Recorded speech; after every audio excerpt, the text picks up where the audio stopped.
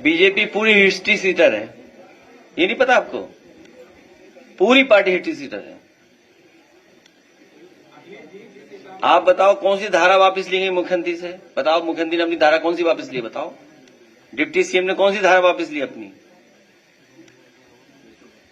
अरे भाई, पैसे देकर कुछ भी लिखवा दो किसी से मीडिया में, हम आपके बारे में कुछ लिखवा दें तब ये कोई बात हुई? कोई भी लिखवाने लगेगा तो आखिरकार व्यवस्था को खराब किसने किया है? हम न्याय कहां मांगने जाएं? थाने में बताइए आप, पुलिस क्या कर रही है?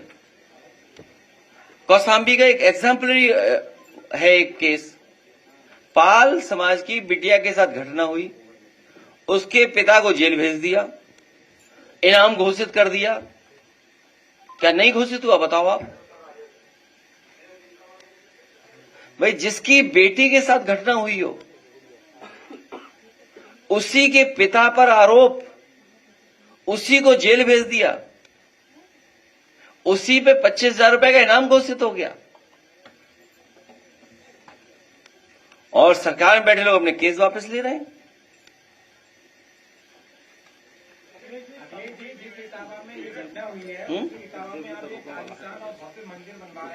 हाँ, अरे अभी, हाँ ठीक याद दिलाया। देखिए, अभी एक साथी यहां आया, दरोगा ने उस पे, आजमगढ़ का है, कैश ले लिया, जेब से निकाल लिया पैसा।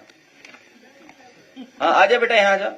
बताइए, दरोगा ने कैश ले लिया उस पे, जेब से पैसा कितना निकाल लिया बेटा? 24,000 रुपए निकाल लिया। बताओ, दरोगा ने 24,000 रुपए निकाल लिया। आप याद कीजिए, दिल्ली की मुख्यमंत्री ने हमारे लिए क्या कहा? क्या कहा था दिल्ली की मुख्यमंत्री ने हमारे लिए? कौन कहलवा रहा था ये बात? हम आपको कहें आप लोग टोटी चोर हो, तब ये कोई बात हुई? कौन करवा रहा है? बीजेपी करवा रही है। ये है, देखो बताओ, गरीब लड़का, बताइए 24,000 रुपए ले लिए दरोगा ने इससे।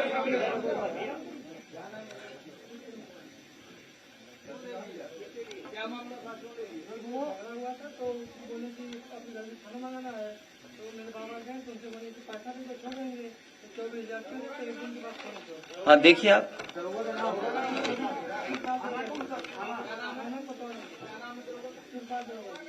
अरे दरोगा क्या, तुम्हें लखनऊ में पैसा चल रहा, दरोगा दरोगा कर रहे हो तुम यार। अरे तुम यार दरोगा के चक्कर में पड़े हो। दरोगा दे किसको रहा है? ठीक बेटा, हम दिलवा देंगे, नहीं हो 24,000 हम लोग देंगे और दरोगा से भी दिलवाएंगे तुम्हें, क्यों? सच बोलने के लिए। इधर आप सोचिए, आप दरोगा तो इकट्ठा करके दे रहा है किसी को, तुम कह रहे दरोगा नाम कौन है? मुख्यमंत्री नाम क्यों नहीं पूछते हो आप? लेकिन जो तस्वीरें आपने देखी कल फॉरएवर न्यूज़ के माध्यम से, जिस तरीके से कथावाचक यादव के साथ जो हुआ, उनके बाल मुड़ दिए गए, उनके चेहरे पे पेशाब छिड़का गया महिलाओं का, जिस तरीके से उनको नाक रगड़वाया गया, ये तस्वीरें सुनकर, ये खबरें जानकर अफसोस होता है, घिन आती है कि एक ऐसे देश में जहां विश्व गुरु होने का दावा किया जाता हो, एक ऐसे देश में जहां शिक्षा की बात होती हो, स्मार्ट सिटी की बात होती हो, बुलेट ट्रेन की बात होती हो, मेक इन इंडिया की बात होती हो, न्यू इंडिया की बात होती हो, उस देश में अगर किसी के चेहरे पे पेशाब फेंका जाए, किसी का बाल मोड़ दिया जाए, उस देश में अगर किसी को तलवे चटवाए जाए, किसी को अपमानित और जलील किया जाए, यकीन मानिए कि ये बहुत बड़ा अपमान है, बहुत घंघोर है, बहुत चिंताजनक है।